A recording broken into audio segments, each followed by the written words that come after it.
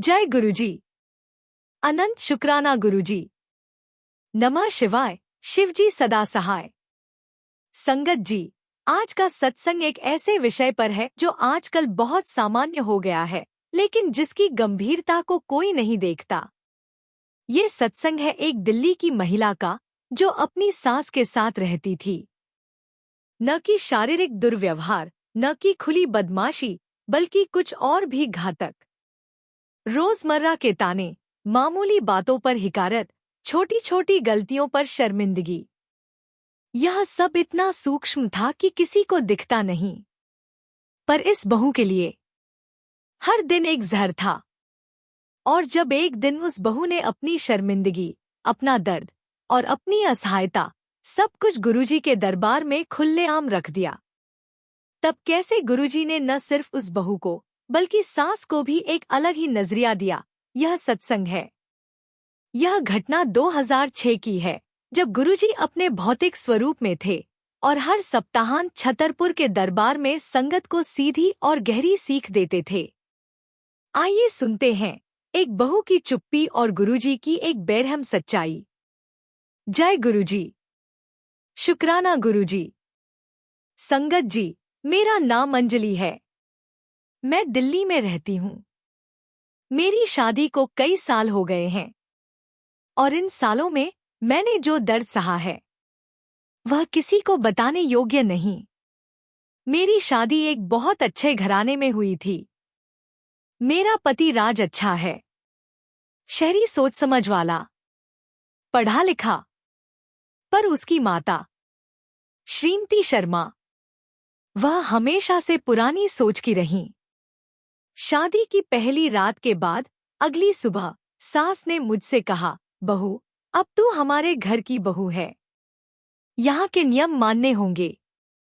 यहाँ का खाना, यहाँ का तरीका, यहाँ की परंपरा। मैंने हंसते हुए कहा, बिल्कुल माताजी, मैं अपनी सबसे अच्छी कोशिश करूंगी। पर अंदर ही अंदर मुझे एक ठंडक महसूस हुई, जैसे कोई मेरा स्वागत नहीं कर रहा, मुझे अपना बना रहा हो। पहले हफ्ते सास ने कहा, अंजलि, तुमने दाल में नमक ज्यादा डाल दिया। अगले दिन, बेटा, तुम्हारा खाना बनाने का तरीका गलत है। मेरी माता यूं बनाती थी।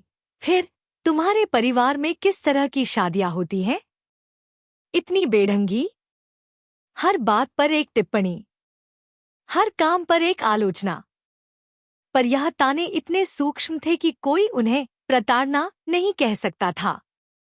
अगर मैं कहती, माताजी, आप हमेशा मुझ पर टिप्पणी करती हो, तो वह कहती, अरे, मैं तो सिर्फ सुझाव दे रही हूं। तुम बहुत संवेदनशील हो।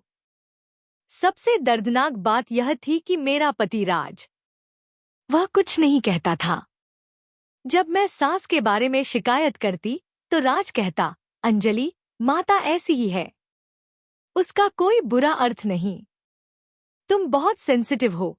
अपने पिता के जमींदारी काम में उसे अभी अभी शामिल किया गया था, इसलिए वह अक्सर घर देर से आता।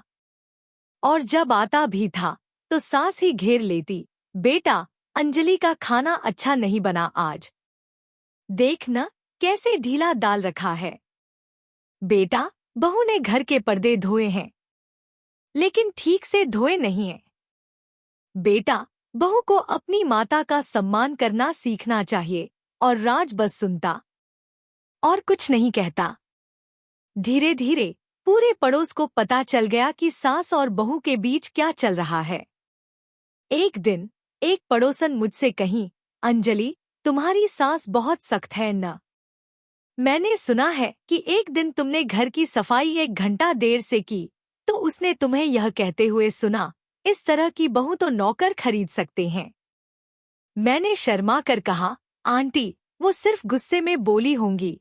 पर अंदर ही अंदर मुझे पता था, यह सिर्फ एक घटना नहीं थी, यह एक पैटर्न था। 2 साल में हमारे एक बेटा हुआ, अभय। सास को सोचा था कि शायद अब उसका दिल नरम हो जाएगा, पर नहीं। अभय के जन्म के बाद टिप्पणियां और भी बढ़ गईं।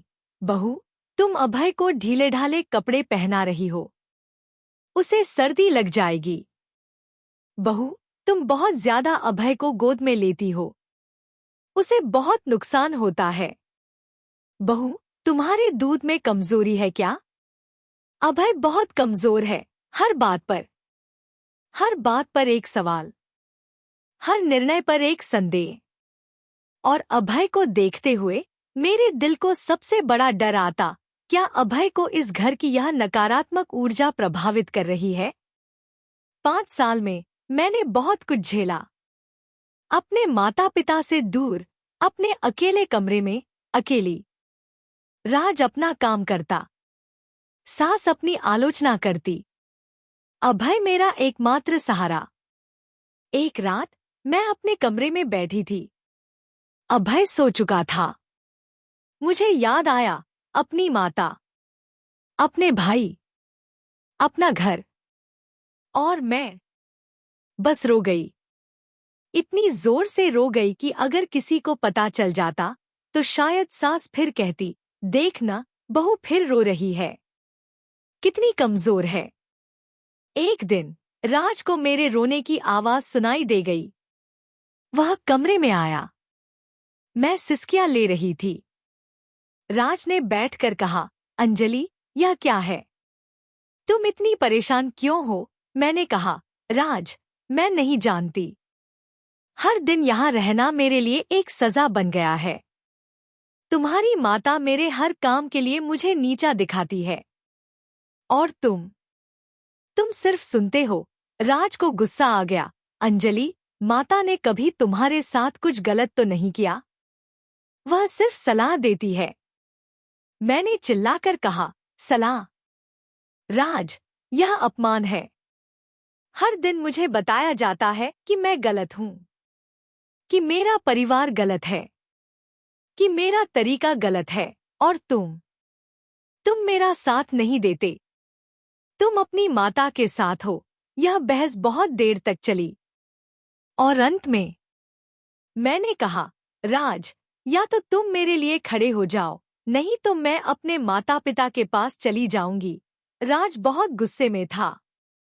वह कमरा छोड़कर चला गया। अगले दिन मेरी सहेली प्रिया मुझसे मिली।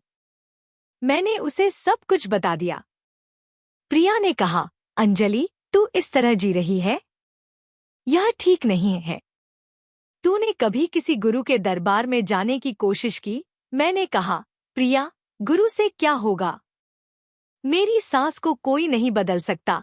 प्रिया ने कहा, नहीं अंजलि, गुरु तुम्हें बदल सकते हैं। तुम अपने आप को बदलो तो हो सकता है तुम्हारे आसपास की दुनिया भी बदल जाए। मैंने पूछा, कैसे? और कहा, प्रिया ने कहा, छतरपुर में गुरुजी का दरबार है, आओ हम एक बार चलकर देखते हैं। एक रविवार को प्रिया मुझे लेकर गुरुजी के दरबार गई। मैं बहुत घबराई हुई थी। दरबार में बहुत भीड़ थी, महिलाएं, पुरुष, बच्चे, सब।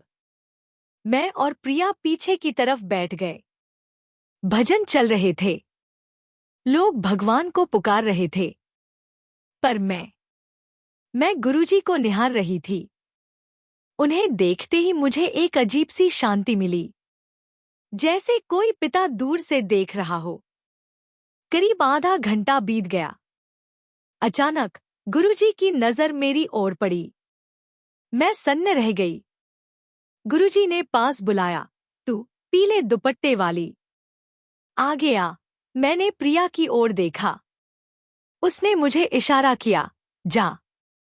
मैं कांपती हुई आगे गई। गुरुजी का सीधा सवाल, संगत जी, सत्संग आगे जारी रहेगा, परंतु पहले एक अत्यंत महत्वपूर्ण सेवा संदेश आपसे विनम्रतापूर्वक साझा करना आवश्यक है। इस चैनल का उद्देश्य केवल कथन, उपदेश या प्रेरणा देना नहीं है, बल्कि वास्तविक धरातल पर जीवन बदलने वाली सेवा को निरंतर चलाना है। इस समय यहाँ एक निरंतर अन्न सेवा संचालित हो रही है, जिसमें ऐसे जरूरतमंद भाई बहनों, श्रमिक परिवारों और छोटे छोटे मासूम बच्चों तक भोजन पहुंचाने का प्रयास किया जाता है, जो कई बार खाली पेट सोने को मजबूर हो जाते हैं। संगत जी, एक प्लेट भोजन किसी के लिए सिर्फ खाना होता है, लेकिन किसी के लिए जीवन की उम्मीद, सुरक्षा और दुआ बन सकता है। अगर आपका हृदय इस सेवा से जुड़ना चाहे, तो आप अपनी श्रद्धा और भाव के अनुसार इस पवित्र कार्य में सहभागिता कर सकते हैं। शास्त्रों में स्पष्ट कहा गया है, सेवा वह पुण्य है जो मनुष्य के कर्म भंडार को उज्जवल करता है और अदृश्य संकटों को दूर करता है। किसी के पेट में भोजन पहुंचना मात्र कर्म नहीं, बल्कि ईश्वर तक पहुंचा प्रेम संदेश है। कहते हैं कि सेवा में दिया गया अन्न दुआ बनकर लौटता है और जीवन की राहों को सहज बनाता है। जब स्क्रीन पर क्यूआर कोड दिखाई दे, तो इस सरल प्रक्रिया का पालन करें। जैसे ही क्यूआर कोड दिखे, उसका स्क्रीनशॉट ले लीजिए। अपने मोबाइल की गैलरी खोलकर वही इमेज सिलेक्ट करें। अपने किसी भी यूपीआई ऐप में स्कैन फ्रॉम गैलरी विकल्प चुनें। श्रद्धा अनुसार सेवा राशि भेजकर अन्न सेवा सहयोग पूर्ण करें। आप अपनी भावना के अनुसार सेवा राशि से जुड़ सकते हैं। याद रखिए, धन से दी गई सेवा पेट भरती है और भाव से दी गई सेवा पाप, बाधा और भय से रक्षा करती है। संगत जी, जहाँ सेवा होती है, वहाँ कृपा जन्म लेती है। जहाँ दया बहती है, वहाँ असीम आशीर्वाद प्रवाहित होता है। शुक्राना, आभार, प्रणाम। जय गुरुजी। संगत जी, गुरुजी ने मुझे ऊपर से नीचे तक देखा और फिर उन्होंने ऐसा सवाल पूछा जो मेरी सारी चुप्पी को तोड़ दिया। बहू, अगर मैं तुम्हारी सास को बदल दूं, तो क्या तुम खुश हो जाओगी? मैंने बिना सोचे कहा, हाँ गुरुजी। गुरुजी हंसे और फिर उन्होंने एक बात कही जो आजीवन के लिए मेरे भीतर बैठ गई। मूर्ख बहू, सास को बदलना मेरा काम नहीं। सास तो सास ही रहेगी। मैं तुम्हें बदल दूं तो सब कुछ बदल जाएगा। मैं सन्न रह गई। मैंने कहा, गुरुजी, मुझे बदलना? गुरुजी ने कहा, हाँ। तू जानती है तेरी सास क्यों तुम्हारे ऊपर टिप्पणी करती है? मैंने कहा, नहीं गुरुजी। गुरुजी ने कहा, क्योंकि वह एक असुरक्षित महिला है। उसे लगता है कि अगर वह तुम्हें नीचा न दिखाए तो तुम उसकी जगह ले लोगी। उसके बेटे के लिए तुम उससे प्रतिद्वंद्वी हो और तुम हर बार सास की बातें सुनती हो और रो देती हो। यानी तुम हर बार उसे यह संदेश भेजती हो, तुम सही हो, मैं गलत हूँ। और जब तुम यह संदेश भेजती हो, तो वह तुम पर और भी सवार हो जाती है। यह सुनते ही मैंने सोचा, क्या यह सच है? गुरुजी ने आगे कहा, अब सुन बहू, 3 काम कर। गुरुजी के 3 निर्देश। गुरुजी ने कहा, पहला, घर जा और सास से कहना, माताजी, आपने जो सुझाव दिए मैंने सब लिख लिए, पर अब मैं अपने तरीके से काम करूंगी। आप चिंता मत करो, मैं एक अच्छी बहू हूँ, भले ही तुम न समझो। दूसरा, अपने पति को कहना, राज, मैं अब बस इस घर में रहूंगी, पर अपना आत्मसम्मान नहीं खोऊंगी। अगर तुम मेरे साथ हो तो ठीक है, नहीं तो मैं अकेली ही रह लूंगी। तीसरा और सबसे जरूरी, अब से जब सास कुछ कहे तो तुम मुस्कुराना, बस मुस्कुराना, कुछ बोलना नहीं। क्योंकि जब तुम बोलोगी तो झगड़ा होगा, और झगड़ा होगा तो तुम फिर से दोषी बन जाओगी। पर जब तुम सिर्फ मुस्कुरा दोगी तो सास को पता चल जाएगा कि तुम्हारे शब्दों की कोई कीमत नहीं है।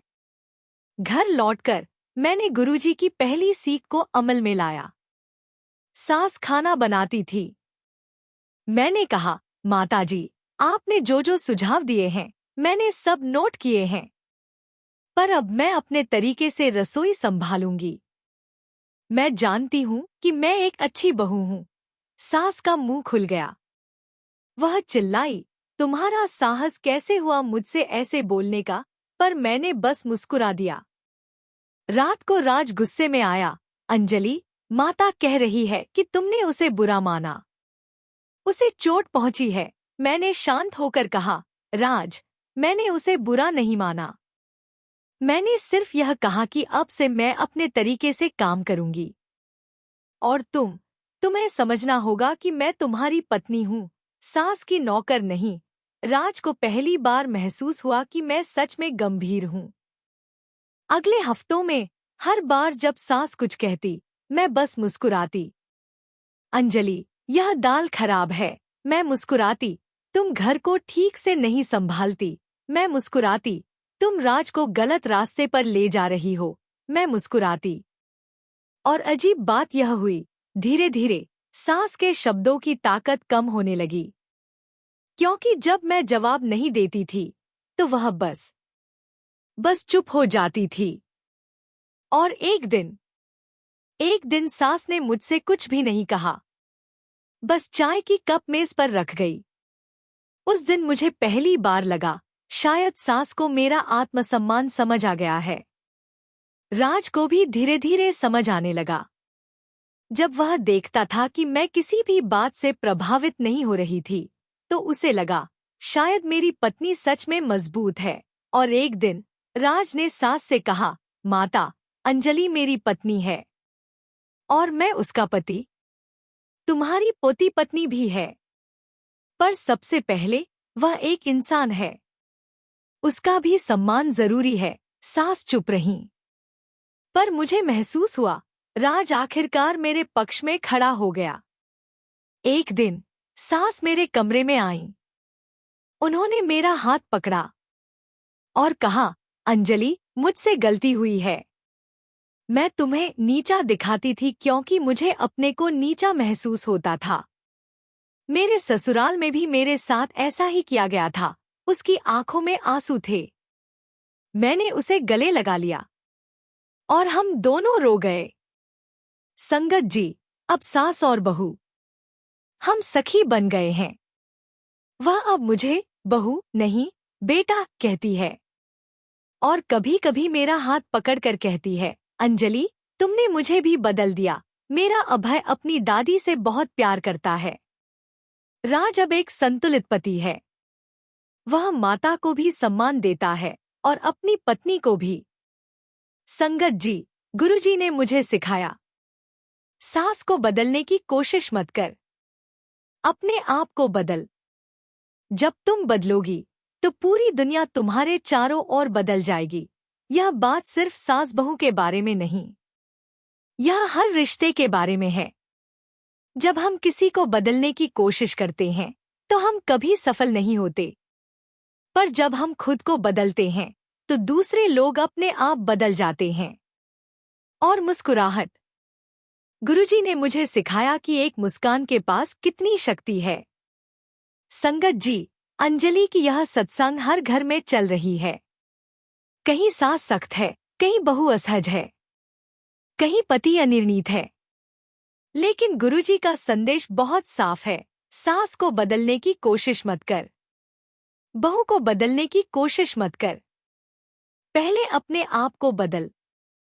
क्योंकि जब तुम बदलोगे तो तुम्हारे आसपास की पूरी दुनिया बदल जाएगी।